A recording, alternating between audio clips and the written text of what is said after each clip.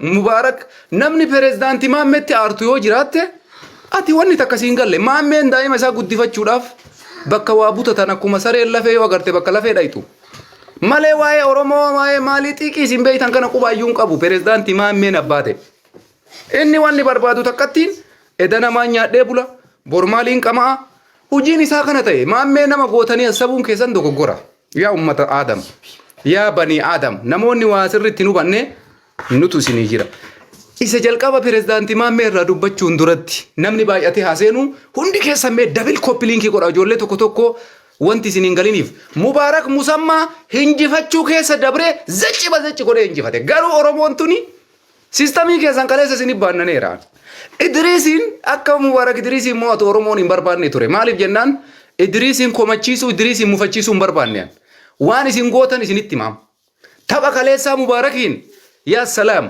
akka inni barbaadutti bira dhaabbattan ajaa'ibatti sappoortii gootan hinjifannoo cululuqaa injifattan tapha jalqabaa irratti Oromoon maal akka ta'e itti argisiiftanii bar jalqabuma irratti akkuma seentaniin bum 6 miliyoona abbaatee ilaal miliyoona tokkoof wayin duqeetii gootanii injifattan isa dhumaa irratti maal gootan waan qabdan achuma gadhiistan inuma yaa eleenca boo yaa video an posti isinii godhe san bichaa namni sammuu qabdu taa'ii leencuma san bichaa hasabe Mubaaraktu hinjifatame Idriis hinjifate no hinjifachuu miti tirfii isaa ba'u danda'e tirfima isaa hinjifachuu hin danda'u maaliif jennaan an takka lama jedhee eegatamni dhumatee jarri ta'anii osoo haasaan leenca 37 na jala seenii hasabi yoo dhugaasi fakkaachuu dide dhugaasitti maan hinjifachuu keessa bira dabritanii lakkana gootanii hinjifattan sukkuumtanii maaltu ta'e leenca keessan ka gadhiiftan yeroo tapha irratti gad hin dhiifne yeroon isin leenca gadhiiftan yeroo kam ture yeroo Mubaarakiin taphni dhumatee sakandiin lamaa wayii haftee baawuzeedhaaf gizee sanitti nama meeqan leenca gadhiise biyaansi leenca 37 seen ilaali tiktokii kiyya kana jala viidiyoo waliin namni leenca 37 maaliif gadhiisa gizee sanitti beeytanii kan leenci sun leenca gizee san giiftii awwalaan rakkenname si fakkaata no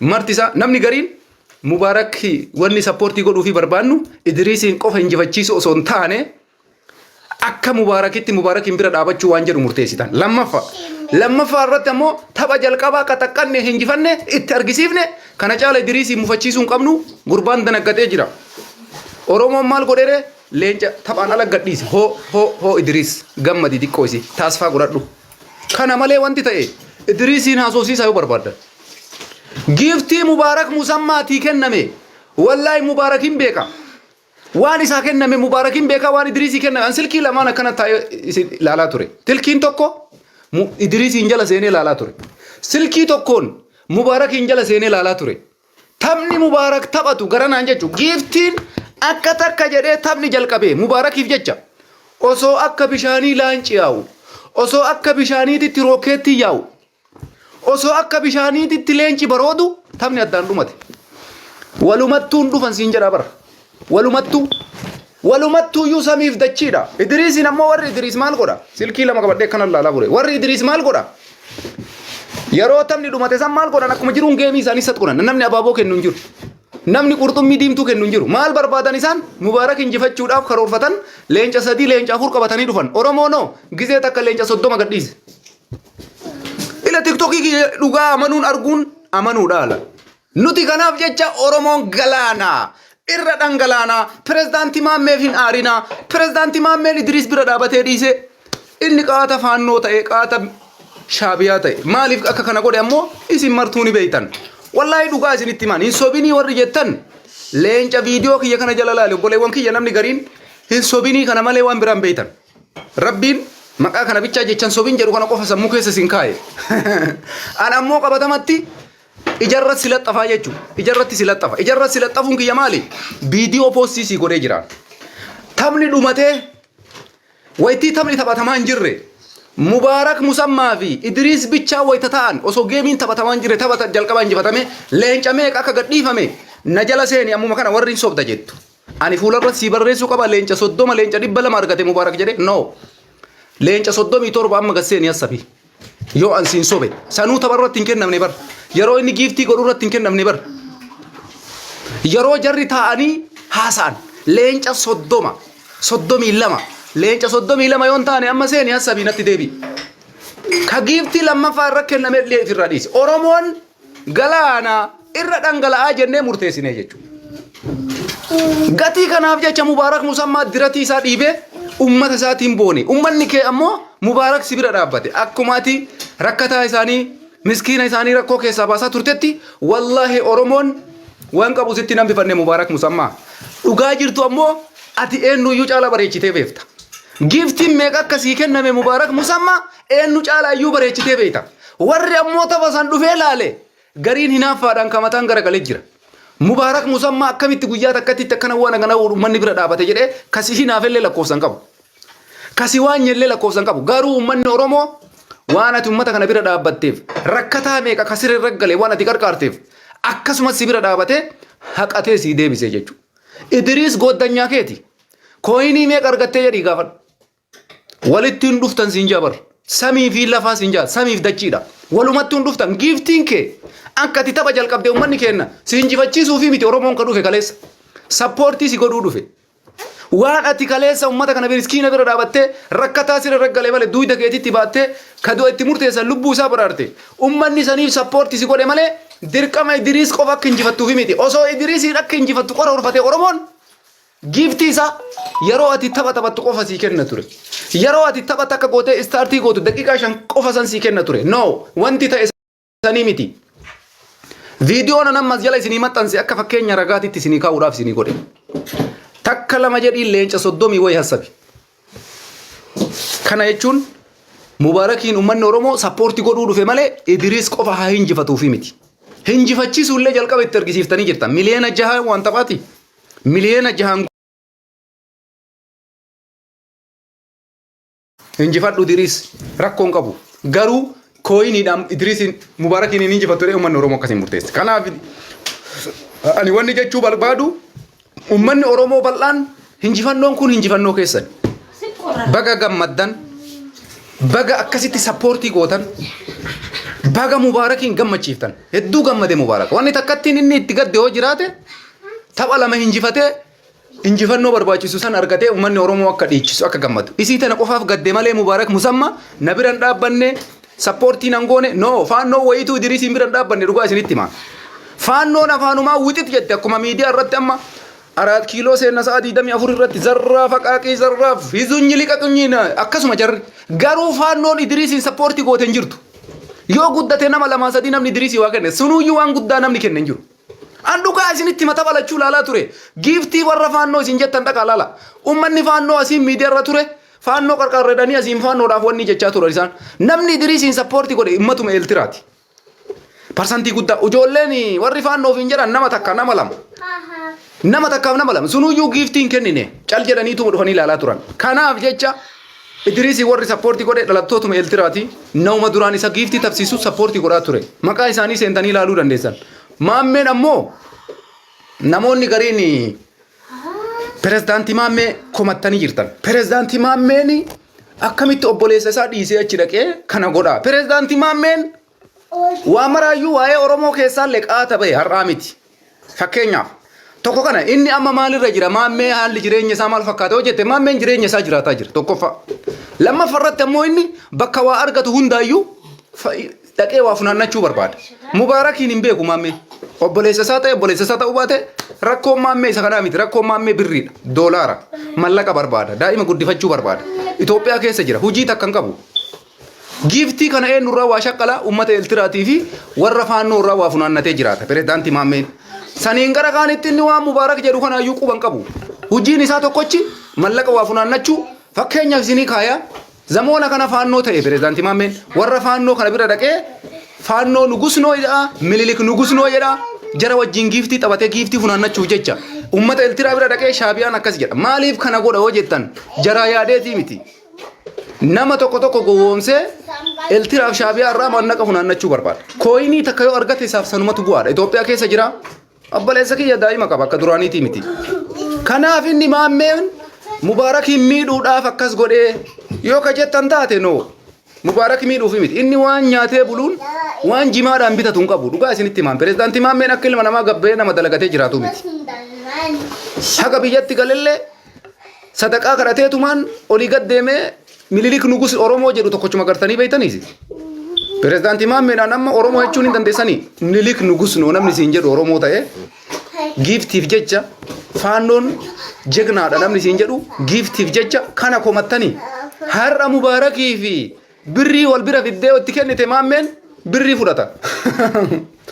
Ijoolleen keenya tokko isin waan beeytan miskiina rabbi namni dhufee pirezidaantii Maammee irratti duulu jira. Pirezidaantii Maammeen haadha isaatii fi doolaara walafoo yoo qabaniif doolaara fudhatee deema. Ansin beeku jedheen haadha isaallee waakkata. Kanaaf jecha Maammeen Oromoo waakkate. Mubaarak waakkachuun ammoo qallaalii dabar. Ummata bal'aa hawaasa bal'aa keessaa baheeyyuu hin gane pirezidaantii Maammeen Minilik nugus noo siin jedha guyyarra. Kanaafuu akkamitti Maammeen ammoo dhaqee dhiisee maal sirraa hir'isa? Pirezidaantii Maammeen Mubaarak bira dhaabatuu baate wanni Mubaarak irraa hir'ate jira. Mubaarak yoo xiqqaate leenca 200 argate. Rokkeettii gadhiifameetiin alatti, qurxummiin alatti, leenca gosa xixiqqaa kanaan alatti, makiinaan alatti, matooraan alatti, leenci bichaan biyaansi yoo xiqqaate Mubaarak leenca 200 300 argate. Pirezidaantii Maammeen irraa hafee dhiisee maaltu Mubaarak irraa hir'ate? No. Homa takka irraa hin hir'anne. Kanaaf ijoolleen keenya ka wanni tokko isin hin galle, ka waa'ee maalummaa pirezidaantii Maammee hin beekne. Pirezidaantii Maammeen waa lama bichaa qabadhuutti dhaqe. Mubaarakii fi doolaara 2 qabadhuutti dhaqe. Mubaarakiin osoo hin taane doolaara 2 fudhata. Oromoo fi doolaara qabadhuutti dhaqe. Oromoo dhiisee doolaara fudhata. Nama mallaqaan ofillee gurguree ummata isaallee gurguree jechuudha. Kanarraa komachuun kanatti aaruun ummata wallaalummaa keessa jiru yoo ta'e malee ijoollee xixiqqoo har'a tiktokii banattan yoo ta'e malee Maammeen qaata waa mara keessaa bahee akkam godhee daa'ima kiyya halkan takka nyaachisee bulchaadha hojiin isaa. Sanittuuyyuu giiftii namni isaa kennu Shaabiyaadha. Amma alaabaa Eertiraa uffatee achi dhiichisaa bule. Osoo dhugatti quuqama qabaate osoo waa'ee Mubaarak yaade Mubaarak injifatee dhiise silaa Maammeen rakkoo isaatii miti. Kanaaf jecha namoonni Maammeen beeyne baradhaa isinii jechuu barbaadeeti. Maammee jechuun Mubaarakiin hin beekuu har'a inni doolaara malee. Obboleessa isaa ta'ee dhiise Maammeedhaaf ka caaluu birriidha. Oromoo fi Maammeellee wal bira yoo fiddeef birrii filata. Birriif jecha har'a faannoon pirezidaantii Maammee akka barbaadetti ergachuu hin danda'a. Shaabiyaan pirezidaantii Maammee har'a doolaaruma 1000 akka bichaatti ergee lubbuu namaa baasisiisuu hin danda'a. Qaallichi birriirraa nafuu isinii jechuu kiyya. Kanaaf jecha pirezidaantii Maammee nama gootanii sadarkaa namaatii ol fuutanii namummaa irra keettanii miizaana namaatiin akka obboleessa wayiititti kaa'uun keessan ansammuu keessan kan isin itti yaaddanii naan galu. Kanaaf jechaan akka nama dhuunfaa tokkootitti pirezidaantii Maammee hin mazzanamu. Miizaana hin qabu inni. Miizaana hin qabu. Hattan daa'ima isaa sanuyyuu doolaara soobirrii wayii gurrii gaariitti mucaallee gurgura pirezidaantii Maammee. Maal taatanis? Maammeen daa'ima isaa sanuyyuu gurgura tajaajillee dabarsee gurgura. Dhugaa sitti maan. Birriif jecha siin jaabar. Doolaaraaf jecha obboleessa waa'ee Mubaarakitti dhiisaa isin. Daa'ima isaa san dabarsee ni gurgura pirezidaantii Maammeen. Namni irraa bitu yoo jiraate. Dhugaan jiru faaktiin kana sitti maan. Namni namummaa qabaame amma fakkeenyaaf namni namummaa qabu waa'ee namummaa isaa yaada. Akkamitti obboleessa kiyya xilaata waliin dhaabadhee akkas no Maammeen jaartii isaa yoo ati mallaqa gahaa kenniteef dabarsee sitti hin kennu. Rakkoo maal qaba siin jaa? Sitti kenna abbaate. Namichi birrii malee waan biraan beeku. Wanni inni takkattiin isa mul'attu mallaqa. Eenyutu har'a giiftii naa kenna. Akkam godhee doolaara argadha. Malee nama kana akkamiin nama gootanii irraa sabdan. Kanaaf jecha Mubaarak Musammaa obboleessa bira dhaabate obboleessatu Idriisiin injifachiise. No! Idriisiin akka injifatu ka godhe Oromoodha. Maal taatana yaa uummata Oromoo? Idriisiin akka inni ajaamu tapha mo'atu ka godhe Oromoodha. Sababiin isaa giiftii gizee kennamu dhiistanii gizee kan kennitan. Maal murteessitan isin? Sappoortii Mubaarak goona jettanii dhuftan. Mubaarak ka barbaadu giiftiidha. Giiftii akka barbaadu kennitaniif jirtan. Tapha inni awwala injifatuu barbaadu injifachiiftanii jirtan. Tapha lammaffaa giiftii keessa waan qabu wal bira leenca 10 nama gadhiisee jira. Nama wal bira leenca 7 gadhiisee jira. Nama wal bira leenca 6 gadhiisee jira. Kana jechuun maal agarsiisa? Nuti Mubaarak sappoortii godhuudha malee kaayoon kenna. Idriisiin sadarkaa sanitti gaddisiisu duqeetii godhuun barbaannu waan jedhu murteessee Oromoon jechuudha. Kanaaf jecha ammoo Maammeetu achi taa'e. Maammee waan takka Idriisiif hin kennine obboleessa. Maammee waan takka Idriisiif hin kennine. Cal jedhee achuma jala taa'a mataan na burguree duqeetii ta'ee dhabee bututee dhabee dhufee booda giif wanni keessa seenee gaastii seenee Rabbu maddi qoma na baase fanadda'ee dhabee burkutaa'ee daaraa ta'ee dhabe bututee dhabe jedhee seenee jara mooralii itti kenna. Maaliif beektanii inni waa butuu barbaada. Yoo xiqqaate kooyinii kuma takkan argata. Kooyinii kuma laman argata. Kuni faaktii sitti himaa jechuudha. Kanaaf leenci Mubaarak Musammaa giiftii tapha Oromoo nagarraa taphate eenyummaanuu akkanatti waan argan. Dhugaa sitti himaan eenyummaanuu akka kanatti biraaboo Oromoo isinittiin booniyaan. Mubaarak Musammaa irraa ka eeggamu Idriis injifachuu miti. Ummanni Oromoo isa duuba jiraachuu. Hawaasa biratti jaalala inni qabu. Namni 50 dhufee sappoortii isa godhu. Leenca akkas jiru san ati taphni hin jirre gadhiisu. Leenca 30 hasabean. Gizee giiftiin alatti gizee taphaatiin alatti. Kana jechuun ummanni Oromoo Mubaarak sappoortiin goone yoo jettan dogoggora guddaadha. Mubaarak kana ragaan bayaa bara. Kana Mubaarak Musammaatu ragaa bayaa. Warri ammoo amanuu dadhabdan. Wallahi leenca 30 sana sabee jala isinii kaa'e. Tartiibaan irra deebi'ii ija keetiin ilaali hasabii yoo sitti duubaate. Sanuu tapharratti miti gizee taphni hin jirre. Kana maaliif godhe Oromoon Idriis Musammaa duqeetiin goonu. Mucaa kana daaraan goonu biyyatti san daballu hafuura haa baafatu jettanii carraa kennitaniif. Keandra saayite sitse. Isinii galee leenca 430 argate Mubaarak Musammaa dhugaa isinitti hin fakkaatu. Kana namantan Oromoo nam. Hin amantan. Ani kaleessa galgala dhibbatti annama akka nama tokko fanadda'u miti. Hunda isaa akkana taa'ee ilaalaa ture. Mubaarakinis telefoona lamaan laale. Idriisiin jala seenee waan Idriisii kennamu ilaalaa ture. Mubaarakiin jala seenee waan Mubaarakiin jala seenu. Kanaaf Oromoon Mubaarakiin akka barbaachisutti leencatti gadhiistan. Yaa ummata Oromoo sabboona, maarree, giiftaroochi, ummata miskiina, warra mana madaamii, qimamoochi. Waaw. Maammeen Idriisiif wanta kan kennine. Maammeen akkuma sareeti. Sareen bakka lafee argite dhaabatti. Inni bakka waa argate waa funaannachuu fi gamale obbolummaa maalummaa isinarra komantan san hin beeku Oromummaas hin beeku waan akkasii keessaa bahee jira maammee. Kanaaf Mubaarak har'as taanaan ummatatu isa duuba jira. Ummanni isa duuba jiraachuu ragaadhaan itti argisiiftan. Ragaadhaan itti argisiisu Mubaarak Musammaa giiftii meeqa argatte kooyinii meeqa argatte dhiigaafadhu obboleessa kiyya. Idriisii fi Mubaarak gooddanyaadha. Giftii meeqa argatee Idriisiin agaafatu wallahi walitti hin dhufan isiniif himaan. Gubbarraa kaastee haga samii yoo fuute waan Mubaarak argate walakkaan arganne Idriis. Kooyinii mattuu jechuudha. Amma namni gariin gabbuusee kooyinii Idriis no walitti hin dhufan. Nuti warra lamaanuu laalaa ture bara. Leenci Mubaarak kenname meeqa akka ta'e Idriis leenca meeqa argate beektanii walumaa galatti leenca 30 bara. Tapha taphatame keessa walumaa gala leenca 30 argate Idriis. Eessaa walitti dhufare?